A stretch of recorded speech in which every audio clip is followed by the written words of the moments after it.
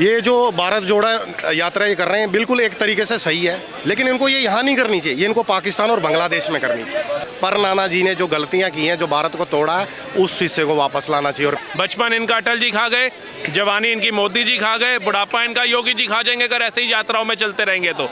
कि लोकसभा बसंती चोला पहन के जिस दिन आएगी, मेरी गली की, मेरे घर की हर गली वृंदावन बन जाएगी।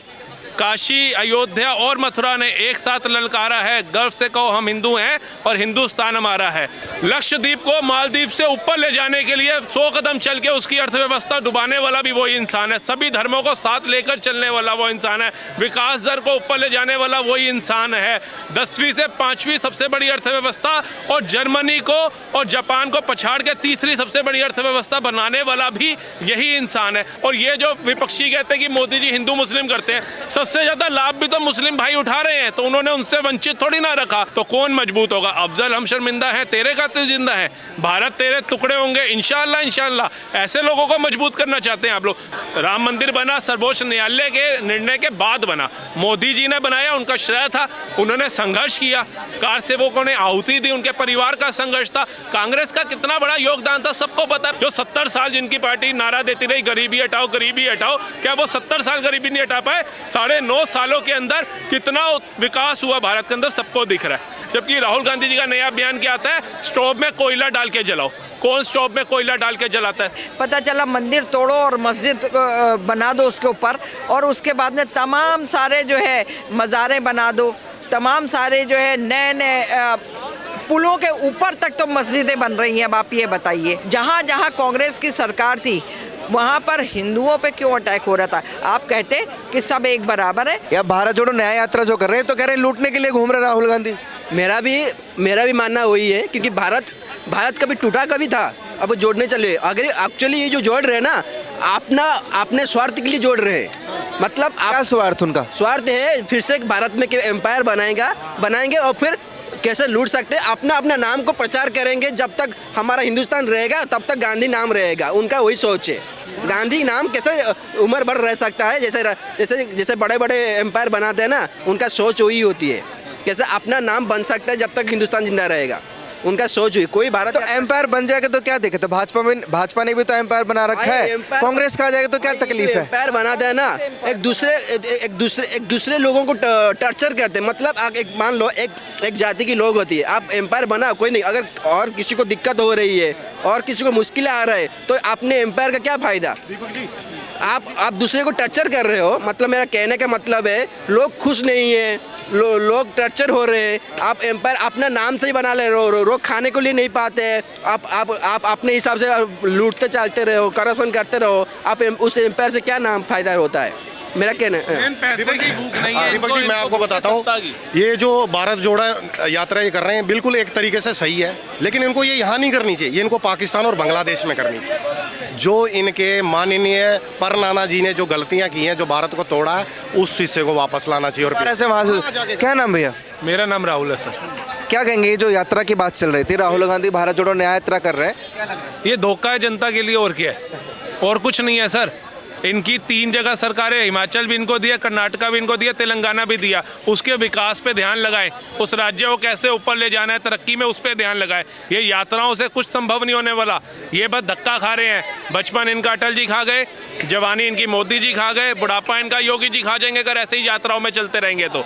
ये नहीं रह पाएंगे। और हम तो अभी भी साध्वी हमारी रितंबरा जी ने एक बात बोली ना, जो हर हिंदू के, हर सनातनी के दिल को छुई थी, कि लोकसभा बसंती चोला पहन के जिस दिन आएगी, मेरी गली की, मेरे घर की हर गली वृंदावन बन जाएगी। काशी, अयोध्या और मथुरा ने एक साथ ललकारा है, गर्व से कहो हम हिंदू हैं और हिंदुस्तान हमारा है। तो ये चीज़ें जो हैं, ये बोले, ये कहते हैं हमारी सरकार आएगी, हिंदुत्व को उखाड़ कर फेंकना पड़ेगा।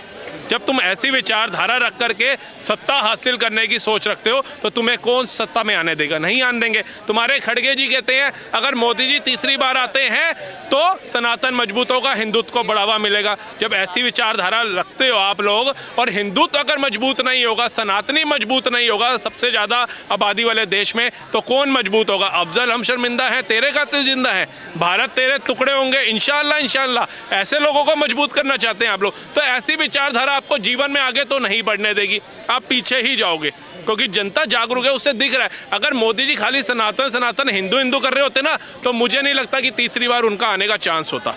क्योंकि लोग कहते हैं भाई मंदिर या इससे ये हमारी आस्था का प्रतीक है, हम यहाँ जाना अच्छा मानते हैं, लेकिन हमारे को आगे संसाधन भी चाहिए अपने रोजगार व्यवसाय चलाने के लिए। लेकिन जहाँ हम देखते हैं कि 14 लेन के एक्सप्रेसवे भी तो मोदी जी दे रहे हैं हमें, वंदे भारत ट्रेनें भी तो मोदी जी दे रहे हैं, उज्ज्वला योजना, गैस योजना, अपना जहाँ झुग्गी वहाँ पक्का मकान योजना, किसान कल्याण योजना, मतलब कितनी ऐसी योजनाएं हैं जो वो 9.5 सालों में ले करके आए, तो ये सब भी दे रहे हैं। उसके बाद कश्मीर जो हमारा सबसे गंभीर मुद्दा था, जहाँ आतंकवादी घटनाएं इतनी थी और हमारा तिरंगा हमेशा झुका रहता था, गिरा रहता था पैरों में, और हरा झंडा वहाँ लहरा रहा होता था, आज वहाँ तिरंगा शोरे की तरह लहरा रहा है। सेना को पत्थर मारने वाले पत्थरबाज गायब हैं, लाल चौक पे फाउंटेन और हनुमान चालीसाओं के पाठ हो रहे हैं, शांति का माहौल है। तो ये सब भी तो कार्य हैं जो मोदी जी को लाने की बात करते हैं, और फिर वो किसी धर्म की आलोचना नहीं करते, वो सबके साथ सबके विकास की बात करते हैं। और ये जो विपक्षी कहते हैं कि मोदी जी हिंदू मुस्लिम करते हैं,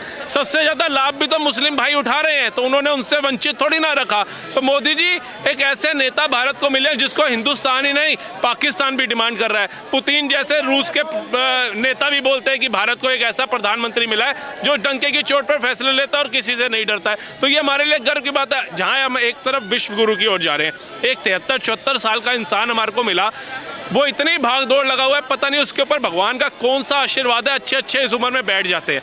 वो आपको विश्व गुरु की और सभी देशों से मजबूत संबंध बनाता हुआ भी दिख रहा है, हथियार बेचता हुआ भी दिख रहा है, और जिस दुनिया को विश्वास दिलाने के लिए लड़ाकू विमान में सफ़र करता हुआ भी दिख रहा है। लक्षद्वीप को मालदीव से ऊपर ले जाने के लिए 100 कदम चल के उसकी अर्थव्यवस्था डुबाने वाला भी वही इंसान है, सभी धर्मों को साथ लेकर चलने वाला वो इंसान है, विकास दर को ऊपर ले जाने वाला वही इंसान है, 10वीं से 5वीं सबसे बड़ी अर्थव्यवस्था और जर्मनी को और जापान को पछाड़ के 3री सबसे बड़ी अर्थव्यवस्था बनाने वाला भी यही इंसान है। तो मोदी जी के इतने कार्य हैं ना कि हम किसको इसके सामने खड़ा करें। ये कहते हैं सिर्फ एक राम, इतने सारे काम गिनवा रहे हैं, तो भाजपा को प्रचार की भी जरूरत नहीं इस चुनाव में? नहीं है, क्योंकि जनता तो जान चुकी है ना मोदी जी ने क्या किया है क्या नहीं किया है। लेकिन कुछ भटके हिंदू भाई हैं हमारे, जिनको ऐसा लगता है कि मोदी जी बस व्हाट्सएप यूनिवर्सिटी पढ़ेंगे, लेकिन व्हाट्सएप पे जो मैसेज आता है, गूगल भी होता है, उसमें जा करके उन दोनों की तुलना करो, सच पता चल जाएगा। जब आपको लगे सच है तब बोलो। लेकिन वो क्या करेंगे, मोदी का विरोध करेंगे। क्यों? क्योंकि उनकी एक पिक्चर आई थी बाहुबली, बहुत हिट गई थी, उसमें मेन रोल था कटप्पा का। तो उनकी हालत ना कटप्पा जैसी है, जिनको पता है सत्य क्या है, विकास हो रहा है नहीं हो रहा, मोदी जी विश्व गुरु की ओर ले जा रहे हैं नहीं ले जा रहे, लेकिन उन्होंने राजमाता को कसम दी हुई है, वचन दिया है कि हम गुलामी नहीं छोड़ेंगे। इसलिए वो यहाँ वहाँ भटक के ना माहौल खराब करते हैं। वो ओबीसी जैसे बंदों पे सवाल नहीं उठाएंगे जो देश का माहौल खराब कर रहे हैं। राम मंदिर बना सर्वोच्च न्यायालय के निर्णय के बाद बना, मोदी जी ने बनाया, उनका श्रेय था, उन्होंने संघर्ष किया, कार सेवकों ने आहुति दी, उनके परिवार का संघर्ष था, कांग्रेस का कितना बड़ा योगदान था सबको पता है। 25 वकील खड़े करे, न्योता दिया, ठुकरा दिया, और ड्रामेबाजी के लिए असम में राम मंदिर के बाहर जा करके बैठ गए। जहाँ पर जय श्री राम के नारे लग रहे हैं, उनका विरोध करने के लिए ममता बनर्जी की तरह बस रुकवा कर उन पर भड़क उठे। तो ऐसे लोगों को कौन सत्ता में लाना मंजूर करेगा? मेरे जैसा युवा तो नहीं करेगा। और मैं तो अपने आने वाले सभी सगे संबंधियों मित्रों को भी कहूँगा कि ऐसे बंदों को कभी सत्ता में लाने का मत सोचो।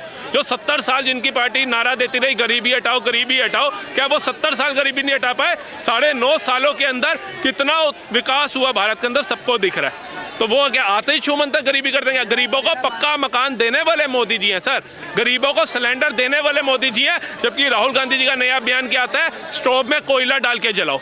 कौन स्टोव में कोयला डाल के जलाता है सर? मेरा मानना है कि अगर अपोजिशन वाले को अगर स्ट्रांग अपोजिशन पार्टी बनाना है तो उनको अभी एजुकेशन के ऊपर काम करना पड़ेगा, हिंदू को सपोर्ट करना पड़ेगा, क्योंकि वो पहले मुस्लिम करते हैं, उनका मुस्लिम वोट कट जाए इसलिए वो राम मंदिर में नहीं आए, क्योंकि उनका मुस्लिम वोट कट जाएगा। तो इसका मतलब हिंदू क्या गोगस फेल होए क्या? आप क्यों नहीं कि आपका मुस्लिम वोट कट जाएगी? तो आप जब हिंदू को सपोर्ट करोगे, हिंदू को मानोगे, कि एजुकेशन के डेवलप करोगे तो आप अपोजिशन पार्टी स्ट्रांग बन सकते हो, अदरवाइज वो अपोजिशन पार्टी स्ट्रांग नहीं बन सकती है, क्योंकि उनका सोच। हिंदुओं का विरोध कहाँ करते हो? तो कहते हैं सभी को साथ लेके चलते हैं हम तो। नहीं, उनका सबको साथ कहाँ पर लोग देखते हैं ना कि हम तो कभी दिखाई नहीं दी सबको साथ लेके चलते हैं। इसलिए तो मैं बोला ना, मैं भी एक पार्टी हूँ, मैं किसी पार्टी को सपोर्ट नहीं करता हूँ, ना कि कांग्रेस को सपोर्ट करता हूँ ना बीजेपी की, लेकिन कांग्रेस पार्टी में मेरे को ऐसा कुछ दिखाई नहीं था जो सबको साथ लेके चलते हैं। सबको साथ सिर्फ क्या होता है कि जुबान में होती है, काम में नहीं होती है।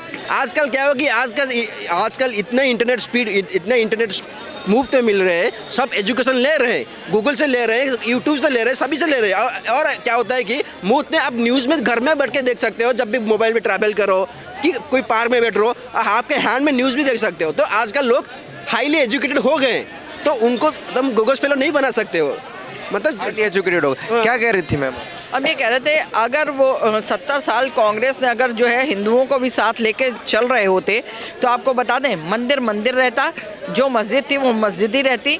ये नहीं होता कि जो है पता चला मंदिर तोड़ो और मस्जिद बना दो उसके ऊपर, और उसके बाद में तमाम सारे जो है मज़ारें बना दो, तमाम सारे जो है नए पुलों के ऊपर तक तो मस्जिदें बन रही हैं। अब आप ये बताइए, तो ये चीज़ें। दूसरी बात, जहाँ जहाँ कांग्रेस की सरकार थी वहाँ पर हिंदुओं पे क्यों अटैक हो रहा था? आप कहते कि सब एक बराबर है, किसी पे इस तरह के अटैक नहीं होने चाहिए।